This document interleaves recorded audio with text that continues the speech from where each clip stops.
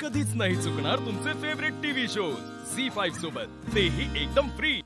नाही नाही तसं काय नाही हो। हा ठीक आहे। अहो कुणाचं का कोंबडा आरवना, दिवस उजाडला म्हणजे झालं। हा हा ते पण बरोबर आहे। हा ठीक आहे, आम्ही बोलतो तुमच्याशी नंतर। हा बोला अधिपती, काय म्हणताय? काय नाही, तुमच्या कानावर घालावं म्हणलं। चला, स्वतःहून तुम्हाला आम्हाला काहीतरी सांगावं असं वाटलं म्हणायचं। काय बोलताय साहेब? बसा बसा, गंमत केली हो मी। बसा बसा बसा, बोला काय म्हणताय? त्या निखिलला कामावर ठेवून घेतलं बरं काय परत? असं का बरं? काय झालं? त्यांनी एवढं आपलं नुकसान केलं? नाही नुकसान केलं, पण झाला कसा विषय, तो इंजिनियर आला कंपनीचा, त्यानं जरा बघितली वाटतं मशीन, तो म्हणला एक ₹1,00,000 खर्च येईल, रिपेअर होऊन जाईल म्हणला। म्हणलं ठीक आहे, कशाला उगाच ठेवून घेतलं त्याला कामावर परत। माझ्या डोक्यात अजूनही विचार आलता, म्हणलं तेवढे ₹1,00,000 तर कशाला सोडायचे, त्याच्या पगारातनं कापून घेऊया म्हणलं, पण करा की तसं। पण नको म्हणलं, परत राहू दे, कुठं ₹1,00,000साठी। म्हणजे बघा तुम्ही जसं म्हणशील तसं करूया, तुम्ही म्हणत असाल तर सांगतो त्याला। नाही हे बघा अधिपती, हा निर्णय तुम्ही घेतला होता का नाही? मग आता तुम्हीच बघा काय करायचं ते। आता आम्ही परत मध्ये पडलो तर ते बरं नाही दिसणार, काय वाटतं तुम्हाला? नाही पण राहू दे, नको पगारात नका आपल्याला, जाऊ दे। आणि काय सांगायचं होतं? नाही हा तो कागद। काय काय अगं हे बघ की काय बोलायले फोनवर। काय झालं? काय झालं? काय झालं? पोलीस आहेत फोनवर। चंची कुठं तर रस्त्यात पडल्या म्हणा, ती त्यासनी सापडली आणि त्यांनी कने हॉस्पिटल मध्ये ऍडमिट केलंय तिला। त्यासनी मम्मी म्हणून लिहिलेला फोन नंबर सापडला म्हणून त्यांनी मला फोन केला हो। बाकी काय माझ्या पोरीची काय अवस्था केली। दुर्गे शांत हो, काय काळजी करायची गरज नाही।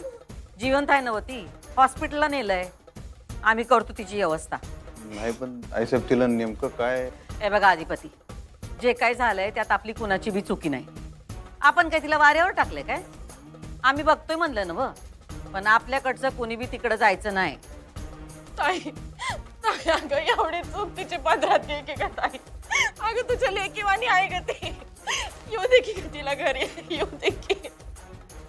तू आधी फोन दे इकडं, दे। हॅलो, हा इकडे बोला। हॅलो, भुवनेश्वरी सूर्यवंशी बोलतोय।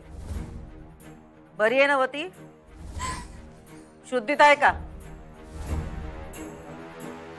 काळजी घ्या तिची, आणि काही लागलं तर कळवा आम्हाला।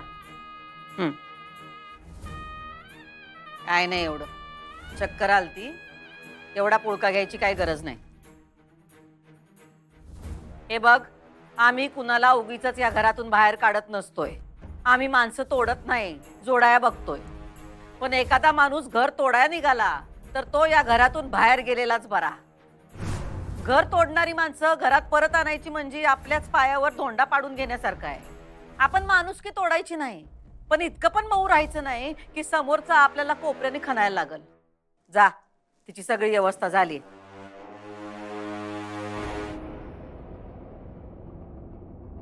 जा।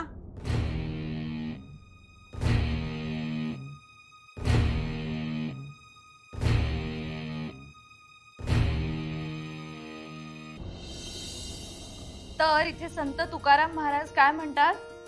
भेटी लागी जीवा लागली से आस, पाहे रात्रंदिवस वाट तुझी। म्हणजे देवाच्या भेटीची आस मला लागलेली आहे आणि त्याची मी दिवस रात्र वाट बघतोय। आस कुणाची? बरोबर।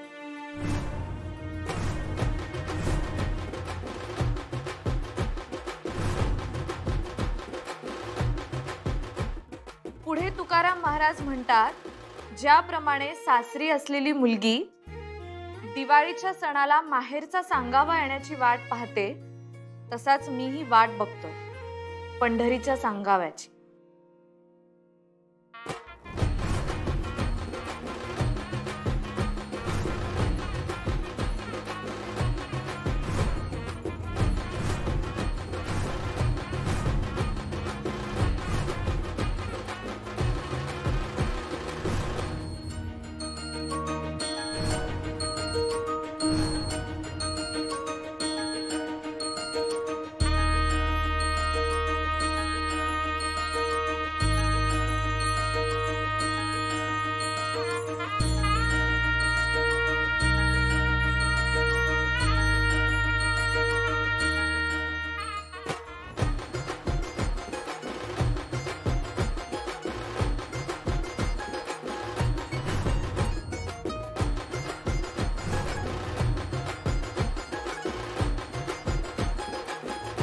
देवाचं आणि भक्ताचं नातं हे खूप अतूट असतं, प्रेमळ असतं.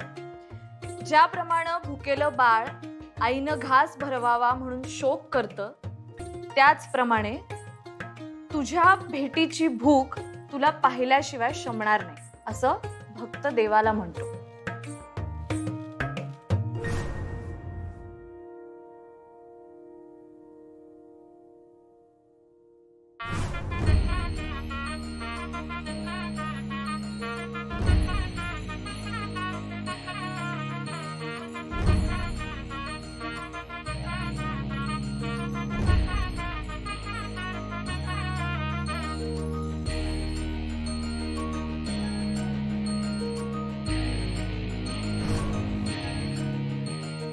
म्हणजे या सगळ्याचा सारांश काय, तर देवाच्या दर्शनासाठी भुकेला भक्त त्याला म्हणतोय, तुझ्या दर्शनाची भूक मला लागली, तर मला लवकरात लवकर येऊन दर्शन दे.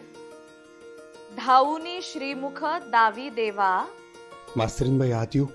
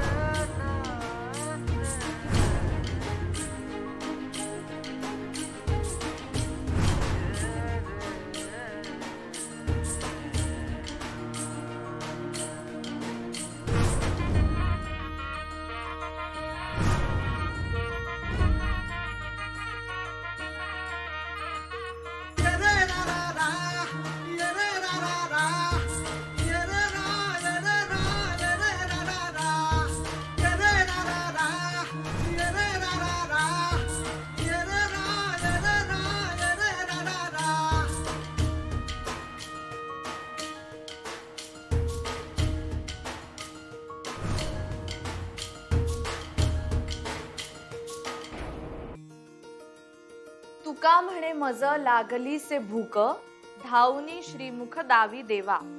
ह्याचा अर्थ असा की मास्तरीनबाई ते आम्हाला एक शंका आहे, म्हणजे आम्ही लेट आलो ना म्हणताना, ते कुणाच्या जीवाला लागले, म्हणजे तुम्ही जे लिहिले की नाही फळ्यावर भेटी लागे जीवा लागली से, असं असं कोणास म्हणाले बरे? झी5 ॲप डाउनलोड करा आणि पहा सर्व एपिसोड्स एकदम फ्री.